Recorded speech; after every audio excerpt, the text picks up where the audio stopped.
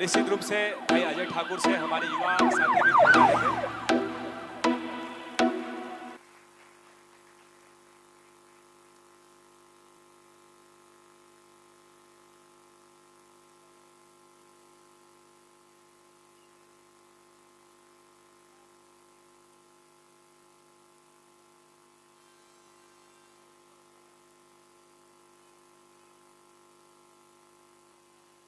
मित्रों, चूंकि आज हम सब लोग शस्त्र पूजन के लिए एकत्र हुए हैं, अभी हमारे इस शस्त्र पूजन और अस्त्र पूजन के आप सभी साक्षी बने हैं।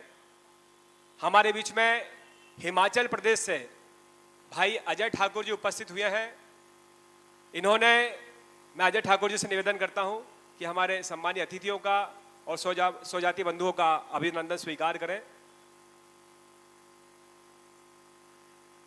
ठाकुर अजय कुमार जी हिमाचल प्रदेश से हैं। इन्होंने सनातन शस्त्र विद्या पर खोज की है। आपके सामने तलवार, शब्द भेदी व शारीरिक संतुलन का प्रदर्शन अजय ठाकुर जी करेंगे तथा आपको सनातन शस्त्र विद्या के ऊपर अपनी जानकारी भी प्रदान करेंगे। मैं पूरे सम्मान के साथ भाई अजय ठाकुर जी को आमंत्रित करता हूं, आप आए और अपनी प्रस्तुति दें।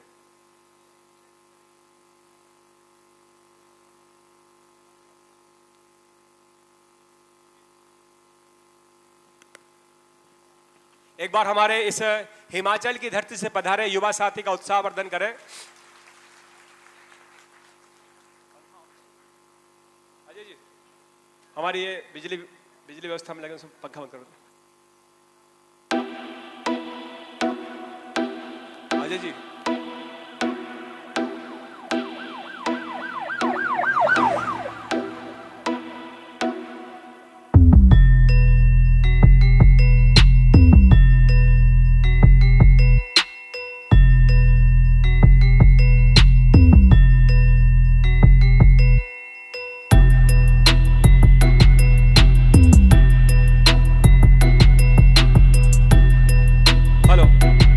जैसा कि हम सबको विदित है कि शब्द भेदी जो विद्या है वो हमारे परम पूज्य महाराज दशरथ को यह विद्या प्राप्त थी। उसी का एक छोटा सा लघु सा प्रस्तुतिकरण भाई अजय ठाकुर जी के द्वारा।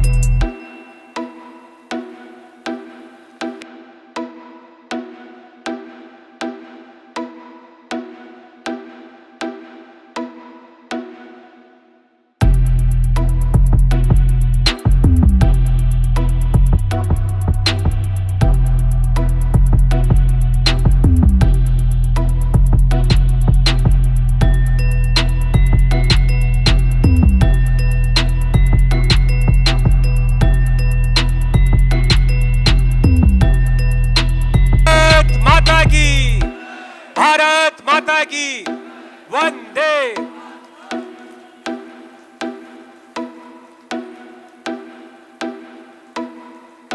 शारीरिक संतुलन की बहुत अच्छी प्रस्तुति भाई अजय ठाकुर जी के द्वारा। मैं चाहूंगा कि मेरी आवाज आप सबको अच्छी तरह से सुनाई दे जी, और थोड़ा सा समय का अभाव है।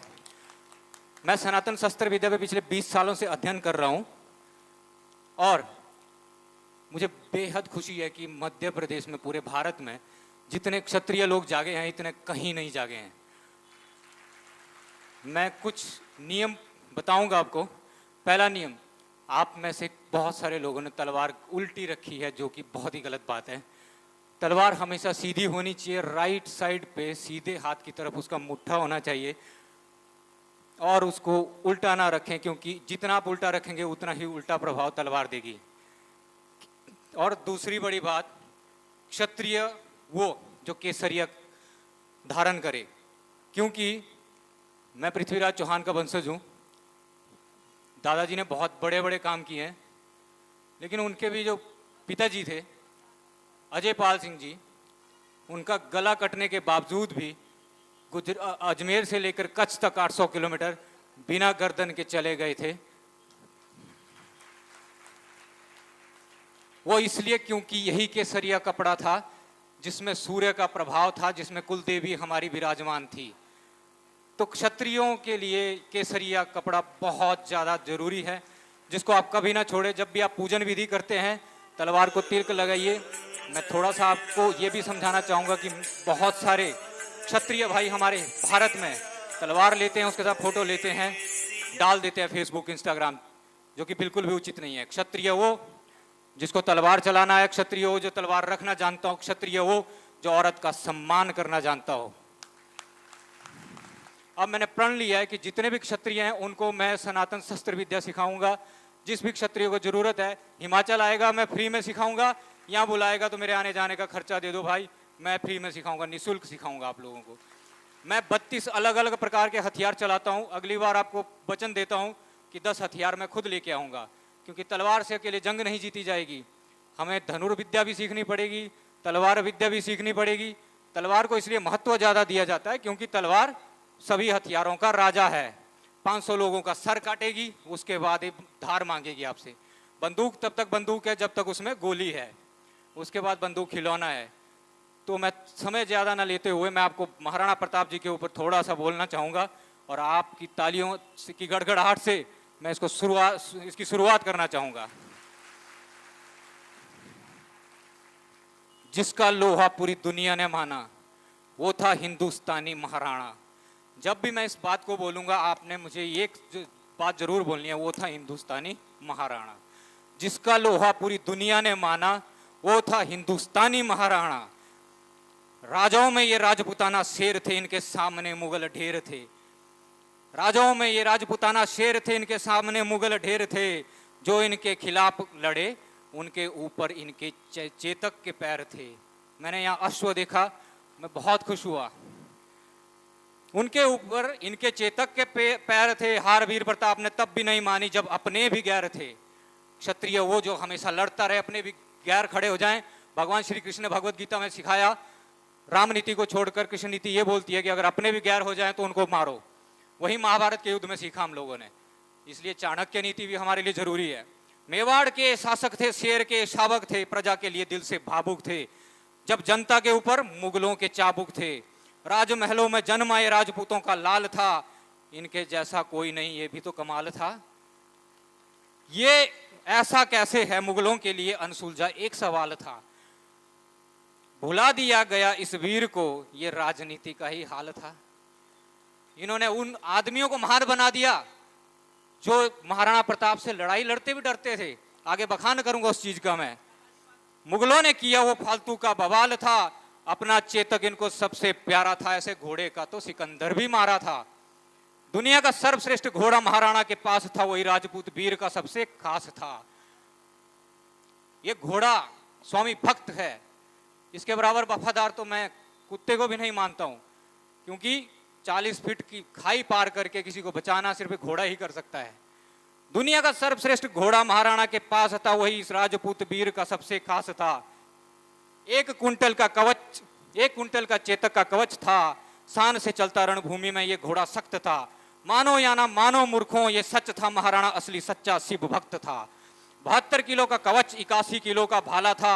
हथियार उठाने में राजपूताना महाराणा प्रताप लाला था। 70 सालों की राजनीति और मुगलों का सच काला था। आज हटा दूंगा हिंदुस्तानियों के आंखों से जो जाला था। डरते थे दुश्मन महाराणा से जिसका पड़ा पाला था। कोई घोड़ा करके दिखा दे जो चेतक ने पार किया नाला था। जब तक जिंदा थे राजपूत तब तक मुगलों को इन्होंने वक्त डाला था। ये मूर्ख अत्याचारी कुछ नहीं कर सके, जो मुगलों ने किया वो हलाला था। महाराणा इस धरती पर नया उजाला था। अकबर भी जिससे डरता था वो ऐसी एक ज्वाला था। जितना राणा का भाला उतना अकबर का भार था। उसको उठाकर हवा में फेंकना सिर्फ घड़ी भर का सार था। हर हथियार राजपूतों का तेज धार था। रणभूमि में महाराणा सबसे खूंखार था, क्योंकि राष्ट्र के लिए उसके दिल में प्यार था। जिसका लोहा पूरी दुनिया ने माना वो था महाराणा, हिंदुस्तानी महाराणा। 22-22 किलो की 2 तलवार, 208 किलो लेकर चलता था हथियार। इतना वजन उठाने वाले उस घोड़े को मेरा नमस्कार, जिसने टांग कटने पर भी 3 टांगों से किया नाला पार। जिस घोड़े से था महाराणा को सबसे ज्यादा प्यार।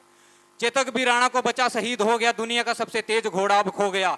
ये देखकर राजपूत महाराणा प्रताप भी रो गया, क्योंकि अब उसका सबसे प्यारा सो गया। महाराणा राजपूत की का था, हिंदुस्तान का टीका था। इनके सामने हर मुगल फीका था, इसलिए डर के मारे उनके मरने पर अकबर भी चीखा था। हर बार जिससे अकबर हारा वो है क्षत्रिय महाराणा प्रताप हमारा, जिसकी इज्जत करता है देश सारा, जिसने कभी स्वीकार नहीं किया मुगलों का चारा। इनके बीच धर्म का ना कोई प्रचार था, यहाँ देश के लिए आदर सत्कार था, अत्याचारियों का यहाँ संहार था, दुश्मन के ऊपर राजपूताना तलवार का प्रहार था। राणा युद्ध में असली शिकारी और दुश्मन शिकार था, कोई बच नहीं पाया, ऐसा भी तो महाराणा का वार था। जिसकी भुजाओं ने तलवार से घोड़े और सैनिक को काट दिया, राणा ने वो कर दिखाया जो किसी ने नहीं किया। घास की रोटी खाकर जंगलों में जो जिया, किसी से कभी कुछ छीन कर नहीं लिया, अपनी मेहनत से राणा ने मेवाड़ को सिया। महाभारत जैसा युद्ध हल्दी घाटी का, महाराणा बेटा था इस माटी का, रणभूमि में चेतक असली साथी था, एक घोड़ा उनका असली हाथी था। क्योंकि महाराणा प्रताप अपने घोड़े के आगे हाथी का मुकुट लगाकर चेतक को युद्ध में उतारा करते थे, आप अगर जानते होंगे। तो मैं अंत में यही कहूंगा कि असली राजपूत मुगलों का यमदूत, इस राष्ट्र का सपूत, जिसके माथे पे शिव विभूत, जिसका नाम सरकारी टट्टुओं ने हटा दिया, जिस महाराणा को राजनीति ने छुपा दिया, इस पहाड़ी हिमाचली लड़के ने उसका नाम आज सबके सामने ला दिया। जो कोई नहीं कर सका वो मैंने करके दिखा दिया। आप सबका धन्यवाद। मैं काफी समय ले सकता हूं आपका, लेकिन थोड़ा समय का अभाव है, और अगली बार जब भी आपसे मिलना होगा तो मैं खुद अपने आप शस्त्र विद्या के अध्ययन करके और जो भी मैं सीखूंगा आप लोगों से साझा करूंगा। और तलवार का जरूर ख्याल रखें, उल्टी ना रखें, सीधी रखें, पूजन कक्ष में रखें और इसकी पूजा जरूर करें। बहुत सारे हथियार हैं, जरूरी नहीं है कि हम तलवार से लड़ेंगे, हम दूर से भी लड़ेंगे, नज़दीक से भी लड़ेंगे। हमारे पास हर तरह का हथियार होना चाहिए। हर राजपूत, हर क्षत्रिय समाज के पास 7 अलग अलग हथियार होने चाहिए। समय का अभाव है, अगली बार मैं जरूर आपका समय लूंगा और बताऊंगा कौन कौन से हथियार चाहिए। धन्यवाद।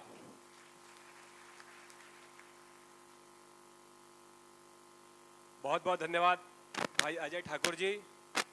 आपने अपनी यहाँ शस्त्र विद्या का प्रदर्शन किया, शस्त्र के संबंध में आपने अपनी विस्तृत जानकारी हम सबको प्रदान की।